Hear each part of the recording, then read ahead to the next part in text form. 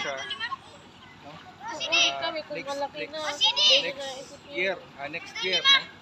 Uwi si nanay niya. So yung tatay niya naman yung sarili ni Papa mo. ay pupunta dito ngayon. Sa ibang bansa, tapos binenta na yung mga luto sa sa Manila, sa mga gamit namin. Hindi niya na itutuyo, kukunin pa kami kay Papa. Marami kang Sherlyn, marami kang extra luggage. Alam mo ba yung extra luggage? Marami kang sama ng loob sa puso mo. Ay, alisin mo yan kasi hindi ka makaka-move forward. Ha? Kung ano, nabalikan. Hindi na po. Kasi ayun, nakikita ko palagi yung kapatid ko na minsan. Pero naiisip ko yun, parang na sa sarili ko. Kasi bata ka pa, no? Pero pilitin mo na makamove on ka. Ha? Pilitin mo na gawin mo inspirasyon yun. Huwag mong itanim yung sama ng loob. Ha? Gawin mo inspirasyon sa buhay mo na hindi ka tutulad doon sa nangyari sa inyo noon. Hindi ka nababalik sa ganong kondisyon. Ha? Pagbutihin mo, ha, Sherlyn? Kasi kawawa na magiging anak mo. Ha? Huwag mo isipin na kasi kawawa kayo noon habang buhay ka ng ganun. Hindi pwede yun. Ha? Kung kawawa kayo noon, ibang kayo ng nanay nyo, pag ibahin mo ngayon yung sitwasyon. Ha? Baga putulin mo na yun, putulin mo na yun. May contact na sila ni nanay niya. Mas maganda kasi may contact sila palagi para mag-reconcile sila. Oo, para kung ano man yung naging sitwasyon nyo noon, makabawi sa yung mama mo. Kasi mahirap kasi pag walang communication. Oo. At saka bigyan mo ng chance yung mama mo. Bigyan mo ng chance. Makasawa yung kapatid ko tapos si mama, pag kami tatlo makakatawa. O yun.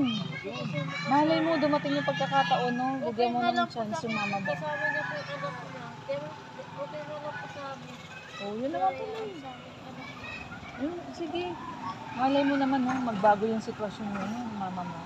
Kasi mukhang mahal na mahal ka naman ng mama mo, di ba? Pag nakakausap mo, mahal na mahal ka ng mama mo. At least ngayon may communication. Oo, may communication na sila. Ayan, si Sherlyn. Napaiyak natin si Sherlyn. Basta Sherlyn, isipin mo lagi yung magandang future, no, na kaya mong abutin. Ha?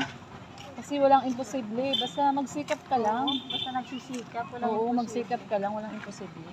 Basta yung faith mo na kay Lord at magsumikap ka para sa magandang future mo at magiging mga anak mo. No?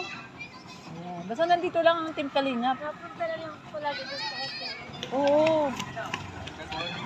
Welcome ka pa rin naman doon. Wala namang problema. Sa pagbutihin mo lang, ha, Sherlyn? Saka huwag matigas ang ulo mo, ha? Pag may nagpapayo sa iyo matatanda, ano yun, sundin mo. Kasi para sa iyo. Ayan, si Sherlyn. Ano? Kung pwede daw sa araw ka mag-lakwat sa huwag mo sa Nalakwat siya ka pala kagabi. Sa gabi ka pala nawawala? Ay, lumilipad ka? Baka nahati yung katawan niya pagabi. So, ang sabi ng tiyahin niya, sa gabi daw nawawala. Pag ganun, Wala nakakakita. delikado pag sa gabi ka naglalakwat siya. Kababae mo pa namang tao. O mamaya magpasyal ka dun sa ano ni Brooks. Yung, Sa dugongan. yung bunga ng ano. Nyug, buko. Anahaw. Anahaw. Doon mga ain. Orange. Nahati pala yung katawan nito sa gabi. Mga anong Masaway oras? talaga to si Alas Juan. 12? Wala daw pag gabi. Wala mga alas 12 ng gabi. Sige lang kaya niya. Hindi man. Ang ganda ng city hall nila, no? Ayan. Ay, city hall. Ano ba yan? Barangay hall pala. City hall. Barangay hall, oh. Laki, oh. Laki ng barangay hall po nito. Dito, Bawaan na yung minakita natin kanina. Yeah.